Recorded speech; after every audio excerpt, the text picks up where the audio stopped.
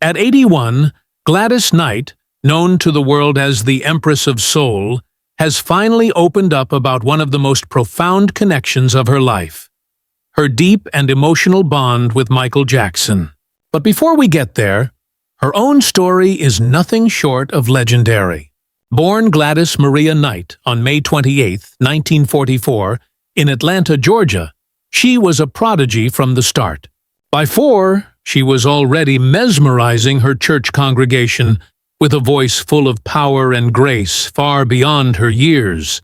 At just 8, she won Ted Mack's Original Amateur Hour, a moment that set her on the path to musical greatness. In the 1950s, she formed the Pips with her brother Bubba and cousins Edward Patton and William Guest. Together, they became icons of soul and R&B, blending Gladys's raw, emotional vocals with smooth harmonies and polished choreography. Their Motown years gave us classics like I Heard It Through the Grapevine and If I Were Your Woman. But it was their move to Buddha Records that defined their legacy.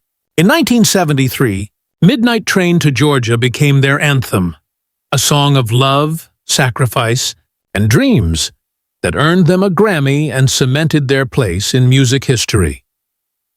Through the 1970s and 1980s, Gladys Knight and the Pips delivered a steady stream of hits. Best Thing That Ever Happened to Me, Love Overboard, and I've Got to Use My Imagination, songs that reflected not just her voice, but her soul. Their performances were filled with elegance and unity, standing as symbols of Black excellence during times of great social change. When the Pips retired in 1989, Gladys proved her artistry could shine on its own. Her solo albums explored gospel, pop, and R&B, earning her even greater respect. Her 1994 gospel record, Many Different Roads, revealed her deep spirituality and connection to faith. Over the years, she's graced television and film, from Pipe Dreams to Tyler Perry's I Can Do Bad All by Myself, her dignity and grace earning her the status of an entertainment matriarch. Honors followed: the Rock and Roll Hall of Fame in 1996, the Kennedy Center, and the National Medal of Arts, all recognizing her unmatched influence. Behind the fame, Gladys's personal life has been filled with both triumph and heartache. She's been married 4 times, each relationship shaping her resilience and faith. Her first marriage, to James Newman in 1960, gave her 2 children, but the pressures of fame and Newman's struggles with addiction led to a painful divorce. Her second marriage, to Barry Hankerson, the uncle of Aaliyah, began with creative energy, but ended in heartbreak. Her third marriage, to motivational speaker Les Brown in the mid-90s, was brief yet healing, giving her renewed strength.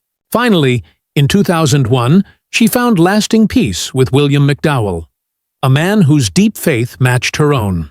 Together, they've focused on community work and church ministry, with Gladys often returning to her gospel roots. Now, in her later years, Gladys has chosen to share a story long kept close to her heart: the truth about Michael Jackson. Their bond began when she first met a young Michael performing with the Jackson 5 at Motown. "From the first time I saw that boy sing, I knew he was special," she recalled. "There was a light in him, almost divine." She watched as he carried the impossible weight of global fame at an age when most kids were still learning who they were. To Gladys, Michael wasn't just a superstar, he was a child prodigy who grew up under immense pressure, a gentle soul trapped in a world that demanded perfection. "He was shy, soft-spoken, and full of love," she said. "He used to call me Miss Gladys and talk about life, music, and faith. There was so much sweetness in him." She remembers how fame often crushed his spirit. "He once told me, 'Miss Gladys, sometimes I wish I could just walk down the street and nobody would know my name.' That broke my heart," she said. He didn't want to be the king of pop. He just wanted to be Michael. When the controversies came later in his life, Gladys refused to judge. "People forget he was human. He made mistakes, sure, But he also carried the world's expectations since childhood. Michael wasn't a monster. He was misunderstood. He gave love to a world that didn't always give it back. Her words come from compassion, not defense, seeing in him the same longing for peace that so many artists secretly carry. Gladys believes Michael's genius came from his pain. Nobody will ever do what Michael did. He changed music forever, she said. Every note he sang came from emotion.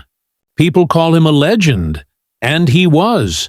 But to me, he'll always be that little boy from Gary, Indiana, with stars in his eyes.